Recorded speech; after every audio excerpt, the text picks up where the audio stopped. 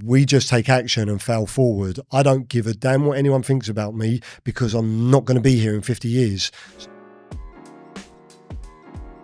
Welcome back to the Networking Spark podcast. My name is Jess White and I'm super glad to see you here, or maybe you're just listening, but thanks for being here. This is a podcast for entrepreneurs, move makers, shakers, anyone running their own business or anyone interested in being the best versions of themselves. So on this podcast, I interview real sort of entrepreneurs, people that have experienced success.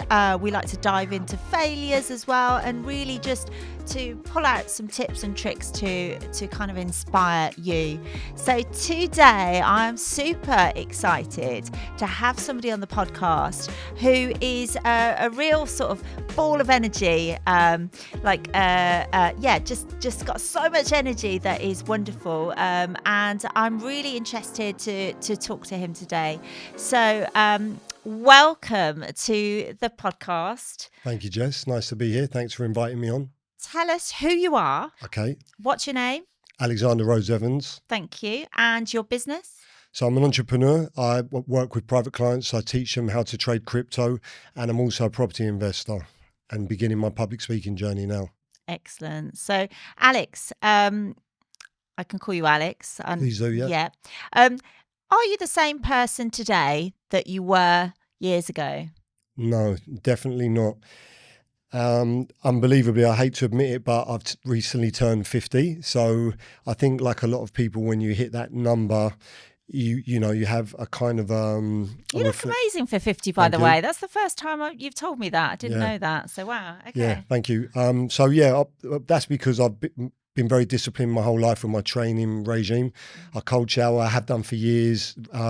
You see the difference in November, that's for sure, to how it is in the summer. I'm very disciplined. I do intermittent fasting.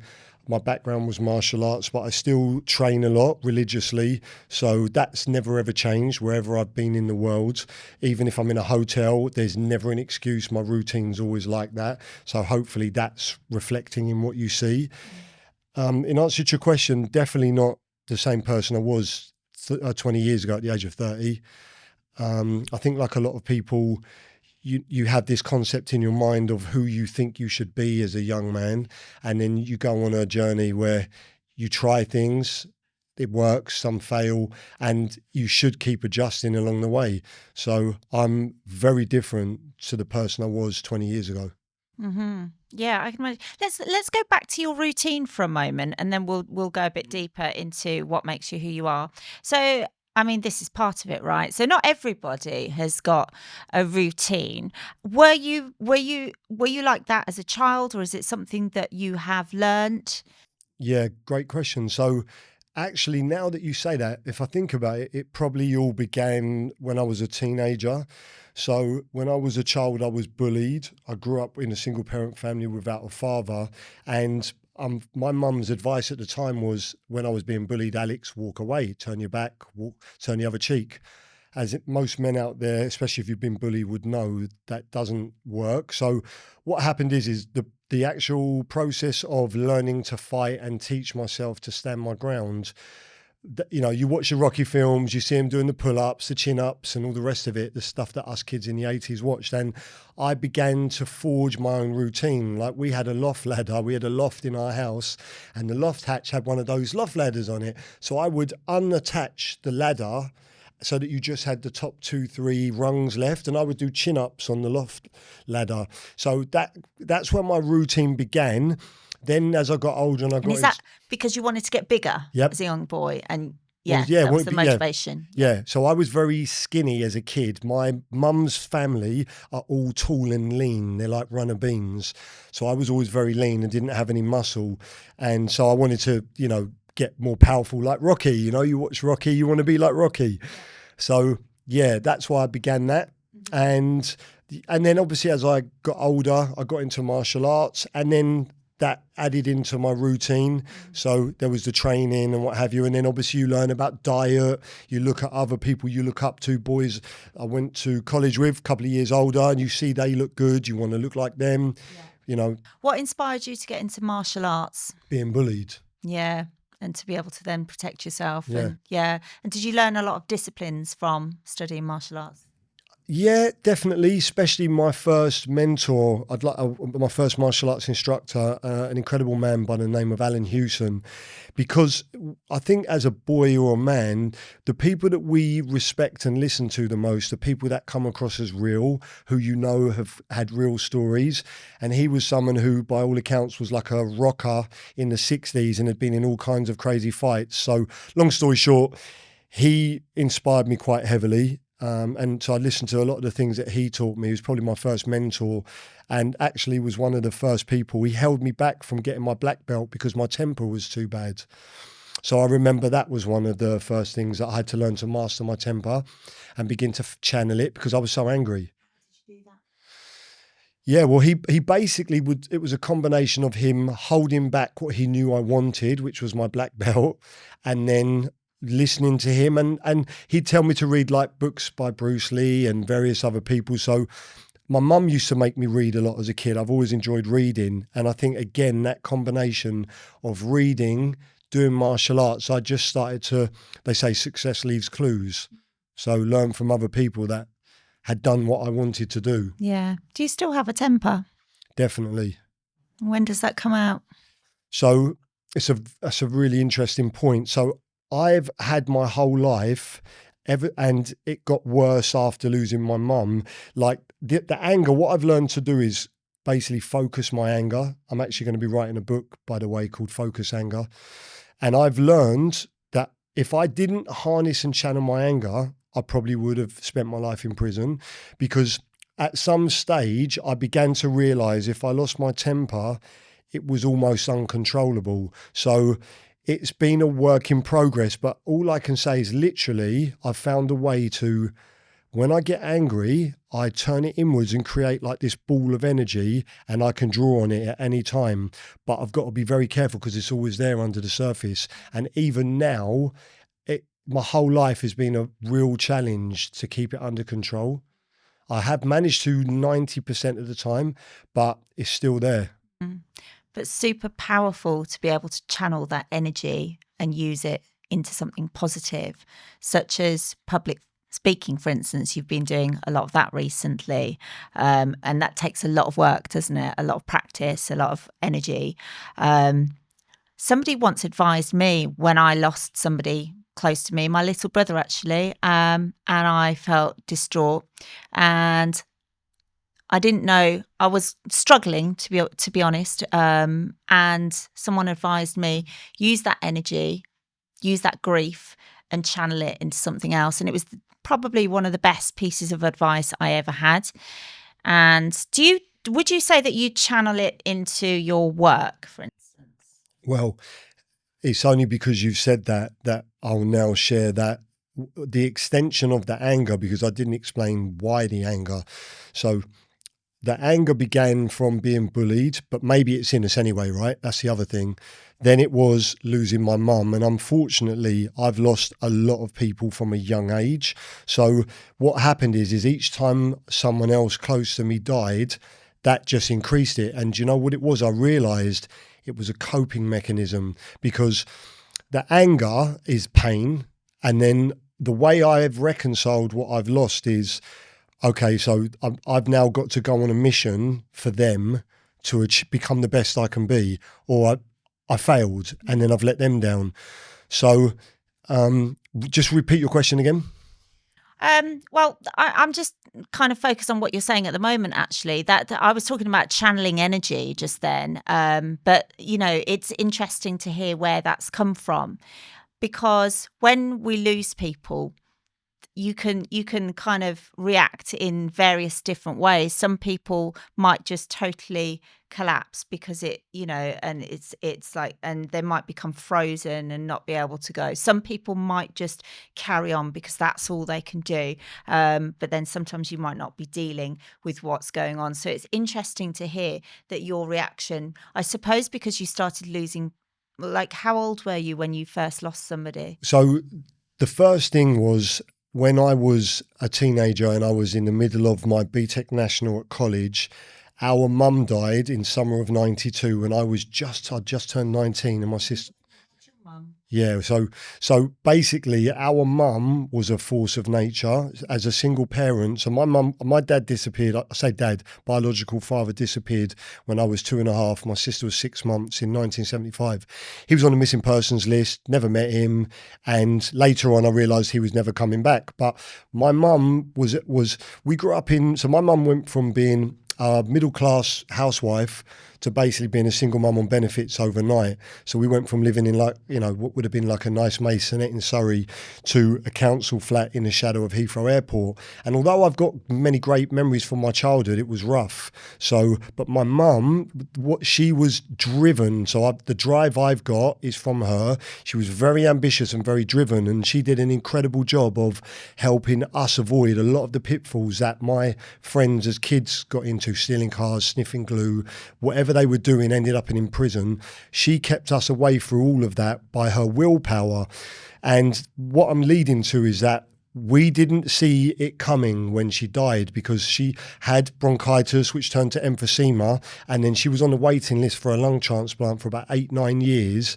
By the time she had the lung transplant at the age of 46, her body was wrecked. And unfortunately, we thought that this was what was going to happen.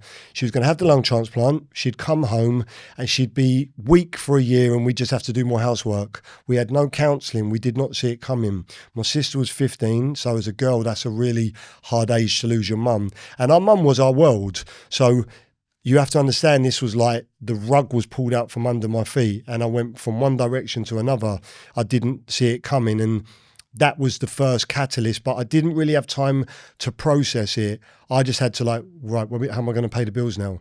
Like, where are we going from here? And I had to look after my sister. So you were the man of the house. Yeah. There was no dad there.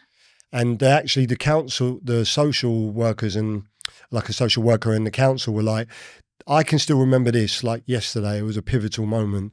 About 2 weeks after our mum died, a social worker came to visit us with someone from the council, and they were like basically words to the effect of, we've given you a couple of weeks to grieve, who's paying the rent arrears? And then it was like, oh yeah, by the way, if you want to carry on at college, then you've got to pay the bills, you've got to pay the rent, pay the housing, council tax. If you want to quit college and sign on, we can give you housing benefit. And I was like, that's insane. There's no way I'm going to quit college. So I then carried on. I was already working at about 3-4 part-time jobs, but in effect, that was what began to put me onto a path I went onto for the next 20 odd years, which was basically being involved in heavy activities, crazy things, because it was trying to pay 3-4 jobs when still not paying the bills. And for me, quitting college was not an option. So I carried on. But my sister quit. She went and started working. So life was really tough when you were younger. You were on your own by the sounds of things. And 19, yes, you're officially an adult, but often at 19, we haven't got a clue what we want to do, and we still need that support around us. So being on your own at that age, it's hard. And it's like, for me, it was 15, I moved out, but I hadn't lost a parent. So this is totally different. And, you know, and if you're in a dodgy area and you're surrounded by the wrong sorts of people, you're influenced really easily, right? So therefore, what happened then is that you had some tough experiences, or you got in with the wrong people. And what was the journey through that? Yeah, so basically, anyone that's known me will tell you I've always been a grafter. When I was a kid, I used to sell like fake Rolexes, wash people's cars, knock on doors. So I've always been entrepreneurial, like a lot of people out there who've gone on to become successful, you read about in their books. But basically, it was just a case of, I'm at college, I was working delivering pizzas at Domino's when it first opened, had like 2 cleaning jobs, but still wasn't making enough money to pay the bills. So like anything, you know, there's friends you go to college with that maybe smoke weed and what have you. And so you end up like, well, hold on a minute, like, I'm smoking a joint with him once in a while, like I'll buy it for us. And then it just kind of migrates from there. Instead of him paying that guy over there, he buys it off you, you know.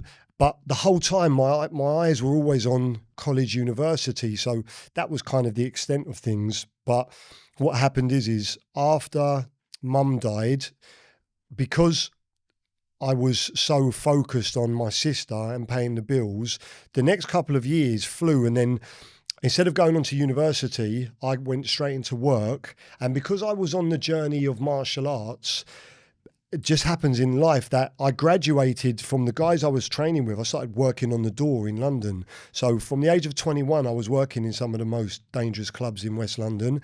And I'm not a big guy by doorman standards. So even at my biggest weight was probably like, now I'm 85 kg.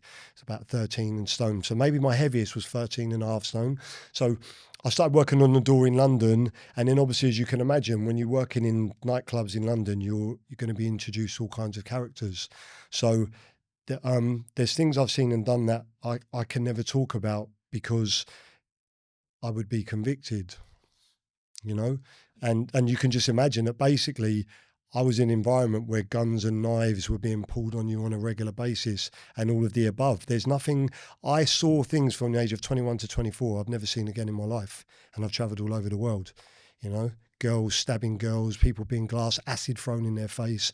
It changed. So what happened is losing my mum literally in the space of a year and a half now, I'm in this crazy world where it's like a learning curves like that. You've got to adapt quick, you know, to survive it. So all of a sudden now I still didn't have time to grieve. I'm just like, right, I'm in this world now. And then it just kind of went from there. And then eventually, about the age of 24, joined the Royal Marines. And then, so I'd had this background. Then I've gone into the military. Didn't stay in there too long because there was many great things about the military. Super glad I did it, but also super glad I left because good friends of mine that stayed in, a couple of them are not on the planet anymore. And a couple of them have got mental health problems. So I've always had a plan and then, you know, on to the next phase. So you went into survival mode after losing your mum, and then it was like survival crazy world where you were just kind of exposed to so much, and then, you know, and then started to do some stuff that maybe you wouldn't be doing today, right? And then from that transition into the military, into the Marines, do you think that did you good? Because did that get you into kind of really stepping up and looking after yourself a bit more? Yeah. So from that point on, without a shadow of a doubt, the things that I'll always say proudly about the Marines is I should have brought it today. I forgot my green beret, but to earn the green lid or the green beret of a Royal Marine Commando is not easy. You have to go through hell to get it and you have to really want it. And the process of training was incredible because you are changed forever when you leave training because you get used to sleep deprivation on a level you don't experience anywhere else, hot, cold, no food, etc. And you learn what your body can really handle. And without a shadow of a doubt, that was probably one of the single best things I went through because it served me in good stead for the next 20 odd years, even now, including the routine. But not everybody that becomes a Royal Marine goes on to still keep that routine. I've got friends that aren't disciplined like me, so I suspect I was always like that. But I just basically am still, in my head in a way, I'm still a Royal Marine. Yeah. I still want to maintain that level of fitness, discipline, you know, and I'm not extreme with it where I know people that I've heard about where they have a go at their kids because everything's not neat and tidy in the bathroom. I'm not like that, but I'm still regimented. I'm still disciplined. I've got a routine. So yeah, the Marines is a big part of that. And that really shows getting to know you recently. It does show as something really, really positive that I think others around you can learn from. And certainly within your kids, I think they've taken a lot from that as well. Let's keep going with your story. So at a certain point in time, you ended up in Dubai. So would you like to just tell us how that happened and why that happened? Yep. So after the military, basically I started to get involved with some like security work. So I'd stopped doing door work and was getting more like private security work. So some like close protection and stuff for private clients. And a couple of friends of mine were working overseas and one of them was working in Dubai. And we were basically working in Africa, doing some crazy things around Sierra Leone, DRC, Democratic Republic of Congo. And because I was on this mission forever, I wanted to be a millionaire. My whole thing was, you know, fixating on that number. So I was just chasing money, but through this journey of security and what skills I had. So I was doing a lot of security work offshore. and then basically was reinvesting the money I was making into property. And I had a couple of sunbed shops at the time, and most of the property developing I was doing or investing wasn't really much intelligence to it. I was just buying a property because my accountant and other friends were like, put your money into property, Alex. Every 10 years, property doubles. So I'd been investing in property. I actually need to mention, I almost forgot actually, the major positive, if I can say that came out of losing our mum was I inherited the right to buy. Margaret Thatcher created the council right to buy in the 90s, I believe. So when our mum died, I inherited the council right to buy on our 3-bedroom house. So I swapped that house for a 2-bedroom flat and a deposit. So it was perfectly legal, all done through the council. There was a family that lived in a 2-bedroom flat. They wanted a 3-bedroom house. So I downsized, they upsized, and I had, I think, like a 25 grand payment. So what happened is I eventually used that to buy my 2-bedroom flat in Sunbury-on-Thames. My mortgage was like 25 grand because I think the value of it in 94 was 40k. With the discount was 25k. And then, so I bought the flat, and then years later when I sold it around about 2003, it was worth £150,000. So that fast tracked my property journey. So that was what helped me begin to build a portfolio. When we moved to Dubai, my portfolio at the time was about 8 properties, including the house I lived in Chobham, that we bought it for 447. And when I sold it was worth 750. So all of my portfolio, what happened is 2006, so we moved to Dubai in 2005. 2006, I sold all of my property portfolio, expatriated the funds to Dubai, and which was a big mistake on reflection. But you don't, hindsight's 2020. Why was it a mistake? Because if I'd not sold it and just rented them out, I'd be in a very, very, very comfortable position now. Yeah. Probably be worth about 10 to 20 million. Okay. Keep going. Yeah, so I basically, because I was given, and it wasn't that I did anything wrong, because even along the way, actually, when I lived in Dubai, I met a number of famous celebrity footballers and various people that had done the same thing as me. They'd gone non-resident or non-res for 5 years. Because if you live out of the UK but for 5 years as non-res, when you come back, any funds you repatriate, you're not taxed on. So my game plan was literally actually simple. I'm out of the country all the time. I might as well live in Dubai because it's closer to where I'm working. You can have a great standard of living and I'm not going to pay tax. So that was the game plan. Sent the money over and I began investing in property in Dubai. Now this was beginning of 06. So 06, 07, 08 was crazy. This was the beginning of the bubble before the 09 recession. So I was flipping properties off plan, Palm Jumeirah, Palm Jebel Ali, all kinds of developments in Ras Al Khaimah and everywhere. And it was like monopoly, and then culminating with, as you've heard me mention in my talks, 09, Lehman Brothers collapse, worldwide recession, I'm over leveraged, and then I basically begin to lose everything over the 15 months that followed.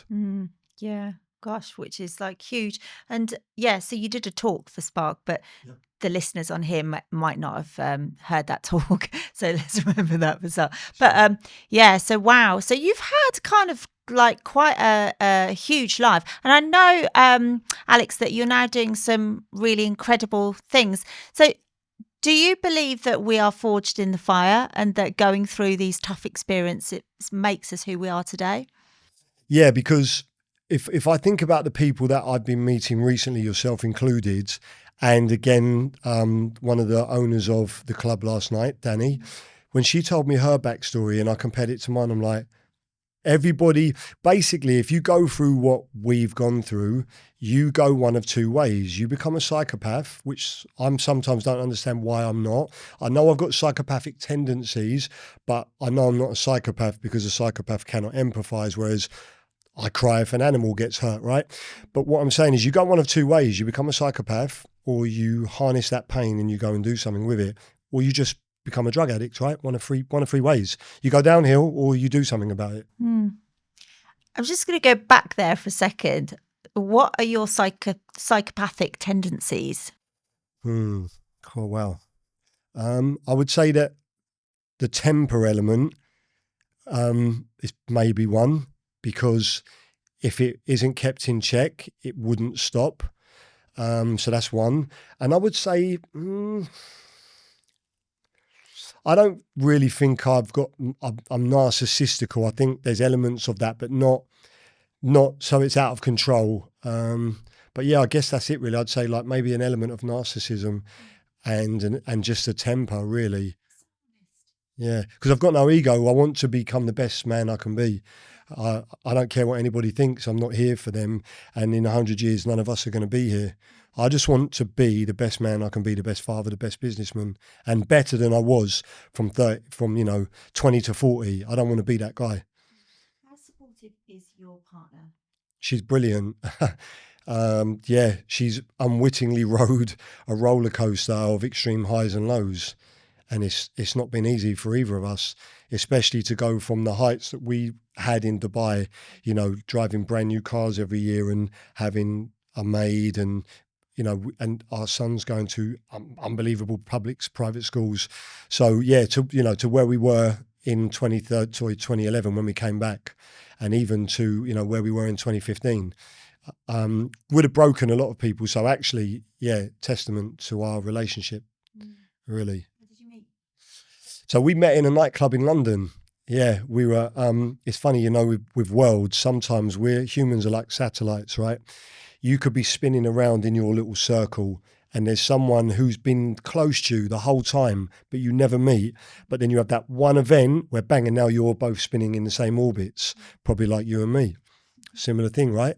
ESR was our catalyst, and now here we are. That is a speaker's training, by the way, for anyone listening. So yeah, we met at a speaker's training, didn't we? And yeah, just happened to realise that you were not too far away from myself and got into a conversation. And then actually, I remember, I think that's what struck me about you, Alex, is that we literally just sat down to have a sandwich, and you just opened up and told me your life story, and I was like, wow, you're so honest and open. I love that. I want to think you asked me a question, because I wouldn't have just hit you with it, right? I think I probably did.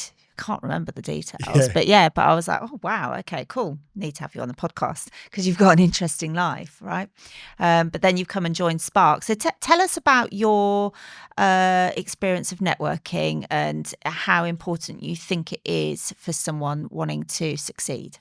Yeah, so obviously you and I have both heard that saying 1,000 times, your network is your net worth. But a lot of these sayings are true. So it's one of those things that when you network, it's a bit like kissing 100 frogs, right? You're going to go around, work a room, what have you, and you have to get out of your comfort zone and speak to people. And yeah, you are going to meet some time wasters for sure.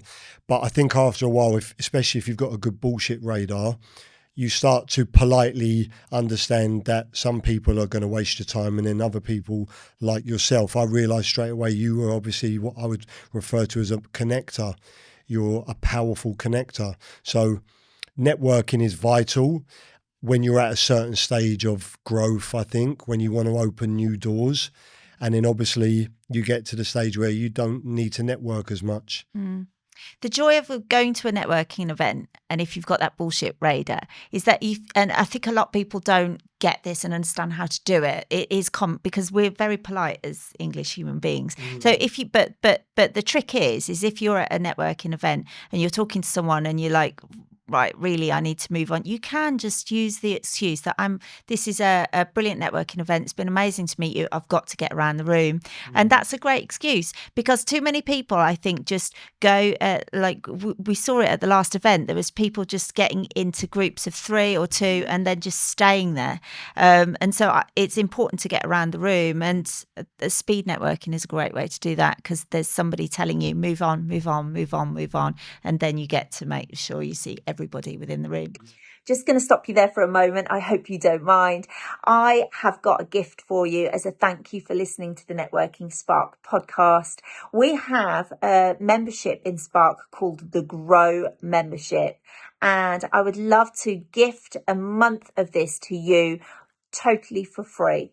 Now, the Grow membership gives you access to our Spark Learning Lab sessions. These happen live once a month, and they're on all sorts of topics from lead generation, sales, marketing, mindset, LinkedIn, AI, anything you can think of, we're covering it to really help business owners grow. If you join the sessions live, you can ask questions relevant to your business and also meet the community as well. So I highly recommend that. If you can't join live, then you can get the session recorded as a Grow member. So what have you got to lose? There's a whole library of recorded sessions there for you to access to. You're going to join a WhatsApp group for the Spark Grow members. So it's an incredible opportunity to be surrounded by like-minded entrepreneurs that are all driven and will push you forward. And I'd really love to invite you to come into the community with this special gift that's not going to be around for long. So take advantage of it now, and really hope to see you on the other side. So tell us about your podcast, Zero to Millionaire. Why is it called that? Okay, so earlier on in the year, I believe it was February, I came back from Mexico. I've been to a cryptocurrency conference, which is held by the incredible Jeff Berwick, who's the owner of the Dollar Vigilante. I talk about him in my book. He was the first person to put crypto on my radar. I came back from Acapulco and I went on one of Rob Moore's Moneymaker Summits.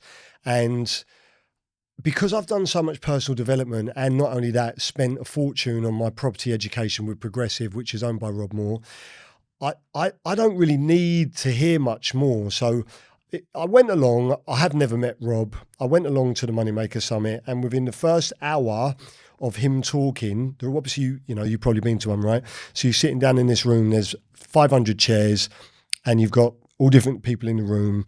Some are his super fans, some are, so everyone on the ladder, on the spectrum.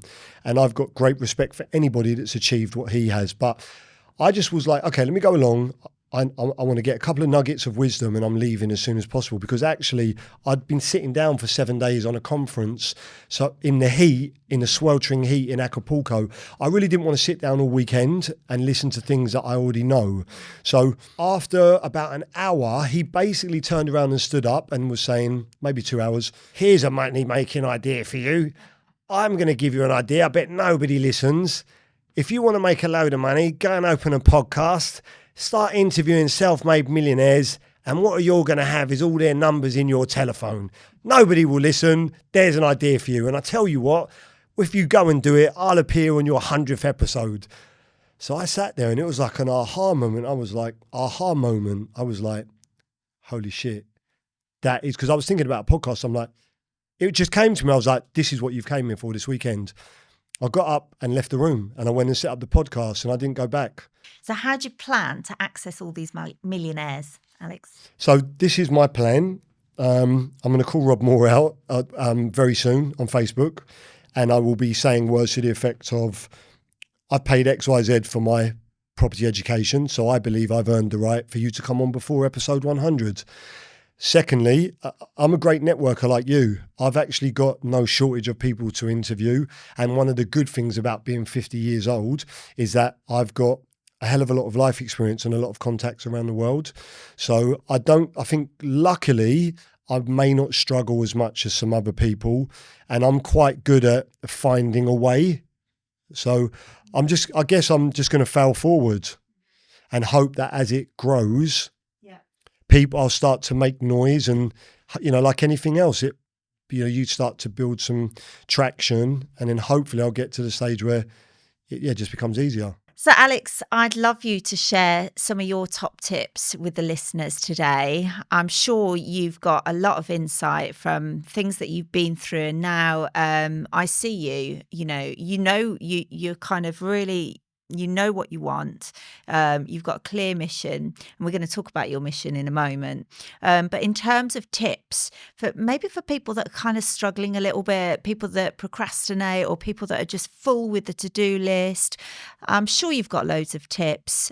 Give us your lowdown. Okay, so basically, I think one of the things I've finally learned to do is there's an incredible book called The One Thing. And that book, which I constantly reread, has allowed me to begin to focus on one thing at a time, because I used to be the world's worst for to-do lists. So now what I do is I'll have a a to-do list, but I call it a now list, and everything is numbered number 1.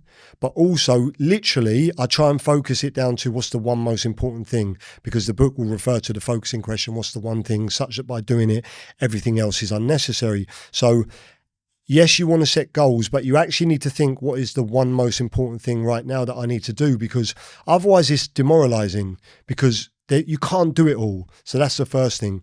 Secondly, be strategic with your learning. People, you see it all the time, course junkies, they're chasing shiny pennies. I want to learn to trade crypto. I want to do property investing. I want to start a podcast. You can't do it all at once. You have to do one thing and master that. And then take action. Yeah. I think that is the big problem there, is that people will do course after course after course, but not actually take the steps. You can't, you can learn. And you see it with university as well. People go and do a degree and then a master's degree, and then they're like, well, what next? And it's like, it's the taking action that counts. Yep. So that's it. Absolutely right. That would have been my third point. Like, obviously what they say, knowledge acquired without action is the same as ignorance. So you have to go and get the knowledge, then you've got to take action. The thing that I'm good at is the action taking. So probably what the likes of me and Rob more share in common is we just take action and fail forward. I don't give a damn what anyone thinks about me, because I'm not going to be here in 50 years. So get over yourself, right?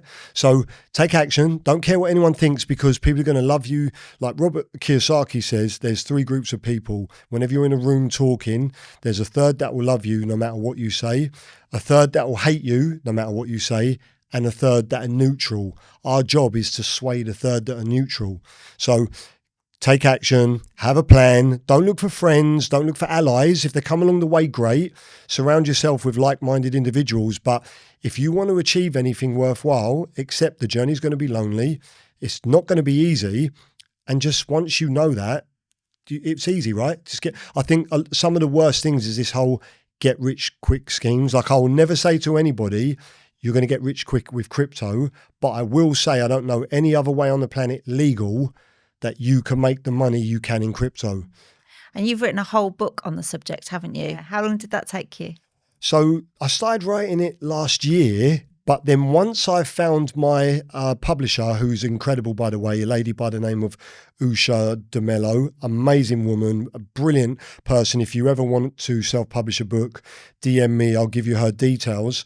She really over-delivered. Once I met her and started working with her, I actually finished the book laser quick in about 3 months. So the overall process was probably a year, including research, but I sat on it for about 6 months. Did you wake up early? Did you have like blocks of when you would work on it? Yeah. So again, in the way that I do, I went on YouTube and watched hundreds of, I'm exaggerating, maybe scores of videos on how to self-publish. And then I started to see the pattern, set it up on Google Docs, blah, blah, blah, blah, blah, and then time block your time. But I'd already learned about time blocking anyway. But you're absolutely right. I got up and I'm a morning person. So I wrote from 6 till 8 in the morning every day to finish it.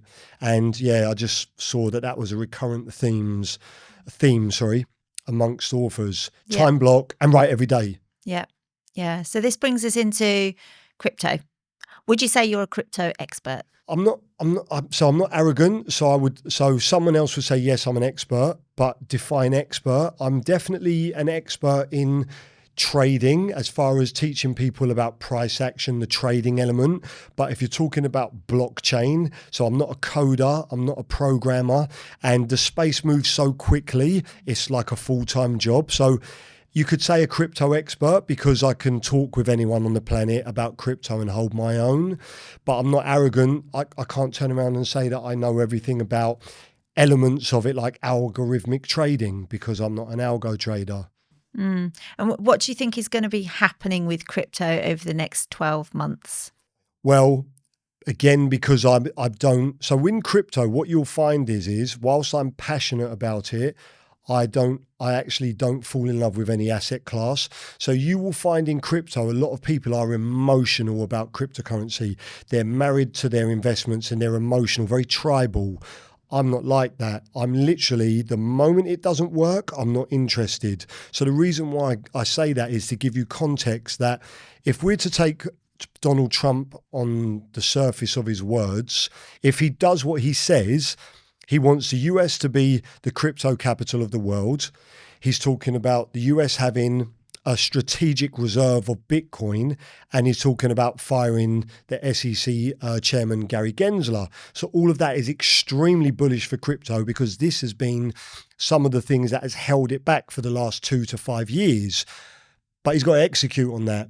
So that's why I'm saying, well, okay, it looks good. The charts are reflecting it, but he has to execute. So I'm keeping an open mind.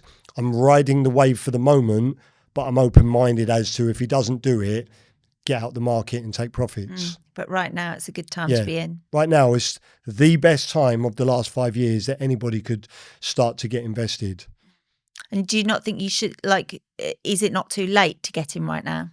No, because if you look at most of, other than the new, because obviously, so a cryptocurrency is a digital asset. So think of it, a good cryptocurrency is a good company with a good team that solves a problem of some kind, right? So I'm not going to start throwing names out there, because I don't want people to think that that's what I'm telling you to buy, because you could buy it at the wrong time and it drops 20%. But a good cryptocurrency is a good company that solves a problem. And so if you invest correctly, basically a lot of the solid cryptos are 80% down from their all-time high. So if you believe, like I do, that they're not only going to go back to that all-time high, they're going to surpass that. Why? Larry Fink, the CEO of BlackRock, is talking about putting $10 trillion into real-world assets, which is one of the biggest narratives in crypto. So once you understand that, you just need to know what to buy, what not to buy. And honestly, the rest of it should be a no-brainer. But people have to understand, you can't, this is the problem with human beings, right? They want to make money. They want all the good stuff without the bad stuff, right? So if you want the good stuff, get educated or pay someone who knows that to tell you what to do, or don't complain, because you can't have big ups and not. So I say to guys I work with, clients, you don't deserve to make the big money if you can't handle the times when your portfolio's in the red, right? Yeah. Yeah. So if someone's interested and they want their hand held and to be guided through, what type to buy, how to do it, then how can they work with you? Okay, so I'm currently in the process of reorganizing my website and my offer, but obviously at the moment people can, I don't talk about crypto on my IG right now, because I'm changing my business model to a mindset model that covers more than just crypto.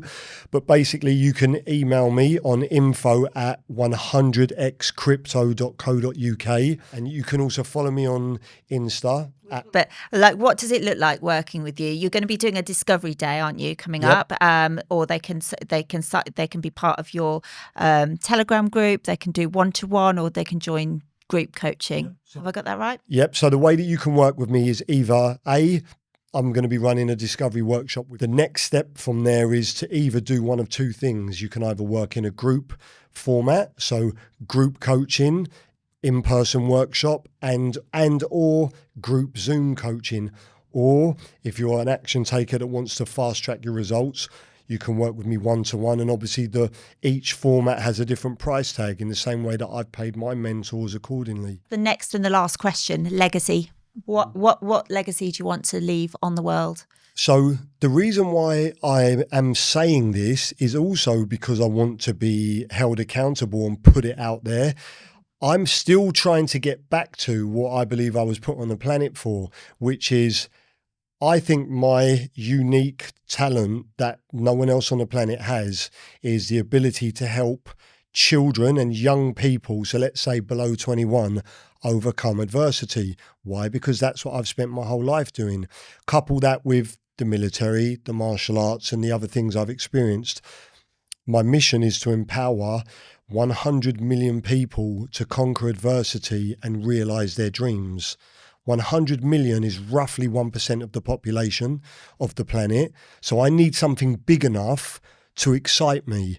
Of course, it might start with 1 million people in the UK, but that is my goal. So this is why Mindset Team wants to be bigger than just crypto. And you're going to do that through your podcast, your book, anything else? Yep. So the next book I'm in the process of writing is very different to my first book. So I deliberately chose to write my first book about crypto because of two reasons. Number one, crypto has a lifetime. It won't be relevant in 10 years from now. I don't believe it's evergreen. So I wanted to learn how to write a book about something that was relevant now. Second, so my next book will be aimed at helping people growing up without a positive male role model. It will be a smaller book and speaking to people that are probably 10 to 18. So that's what I'm working on at the moment. And then the books that follow and my public speaking are aimed at that avatar to try and help people that are, look at our country now. What's the biggest problems we have? That you could put them into two categories, but they come under one, which is we've got a knife crime problem, which is insane. I travel all over the world and London is actually being spoken about as more dangerous than other places I've been to, like Latin America and Asia, because there was a French family I met. Their daughter went to university in London. They came over to move her stuff because she's moving from digs into her own house. She was on a train in London and she just looked at a girl and a girl went and was like, what are you effing looking at? Headbutted her, and she was a middle-class French girl who'd done nothing wrong. So if you couple that with, look how often you hear about someone being stabbed and killed, but you don't hear about all the stabbings where someone doesn't die. The knife crime in this country is insane. I'm not saying I'm equipped with all of the skills to solve it, but I want to try and make a dent. And I do know that if you couple that with something like 90% of the men that end up in prison, or boys, don't have a father figure. They don't have a positive male role model. So part of my goal is to help I want to prevent 1 million boys from going to prison and instead become leaders in the community, because I need leverage. I can't do it all on my own, right? I can't be everywhere. So part of my bigger plan, and again, you're asking me the question, otherwise I don't talk about it, but it's going on in the background. I want Mindset Team to become a business, a franchise model that I mentor 1 million other young individuals in the country or in Europe, because I can't be everywhere. I want to equip them with the abilities to try and solve this problem, because the government's not going to do it. They're not doing it. Heavier sentences are not working. Don't get me wrong. I'm not saying that if you stab and kill someone, you shouldn't go and serve a long time. You should. And sadly, actually, that time it's too late. I can't save those people. I want to save the people before they get to that stage. Mm-hmm. Amazing. So I can see you doing some really great work there. I love that you have a mission and a focus, and I think you're quite capable of doing what you focus on and what you decide. So, Thank you. yeah. So, anything else you want to touch on before we finish? I mean, basically, all I would say is anybody that's listening, I'm trying to actively speak. I would actually like to focus more of my time public speaking in front of children and anybody that I can inspire, because I'm able to talk from a couple of perspectives. I can talk from the perspective of how you can go on and make money. I've got a great background in financial intelligence, the basics from setting budgets and how you start with a little and turn it into a lot. And then I've got the side of me that can relate to people that are being bullied and need to overcome adversity. So I want to speak more. I've been emailing hundreds of schools every week and like getting a 1% response rate. So if there's anybody listening that can give me any pointers or help me get more speaking gigs or in front of schools, colleges, prisons, I will go anywhere. I'm not intimidated. That would be the biggest thing that anybody could do for me right now. Otherwise, I'm good. Wonderful. I mean, you're coming and with Spark has given you some speaking opportunities, but you really want to be kind of in front of boys in particular that are having a rough time, and and to help prevent that. That's the idea. So into schools, Well, yeah, I mean, I'm hearing that. So one of the people I spoke to, Liam, last night, who owns Club Quantum, when I spoke to him, he said to me that there are people out there governing government bodies and schools with the budget that are crying out for people like you. So how do I get into those places? Because in a non-arrogant way, I know I've got experience no one else has got. So I'm saying I'm here. How, come and utilize me. I want to help people. So that is all about finding the right connection, and you never know who's listening or who, so doing this and putting that out there is great. So hopefully that's going to happen. Looking forward to seeing your journey from here onwards. So Alex Rhodes-Evans, thank you so much for being on the Networking Spark. Thank you, Jess. I really appreciate you inviting me on. What a brilliant episode. I hope you enjoyed that as much as I did. Next week, I want to give you a teaser of who we've got coming on. Have you heard of Marissa Peer? She is huge in the NLP therapy world, and the lady that led her marketing team to huge success is called Claire Marshall. Claire is coming on the podcast next week. We're back in the studio and she's going to be sharing some tips and success tricks for you guys. And that's what we're about here, to help you grow and flourish. So if you haven't already, do subscribe. That will mean that the podcast episodes will be sent to you directly. And I'd be so grateful if you'd leave us a review as well. If you want to come and join our community, then get in touch. We'd love to have you. We're such a supportive community here. And hope to see you soon. Have a brilliant week.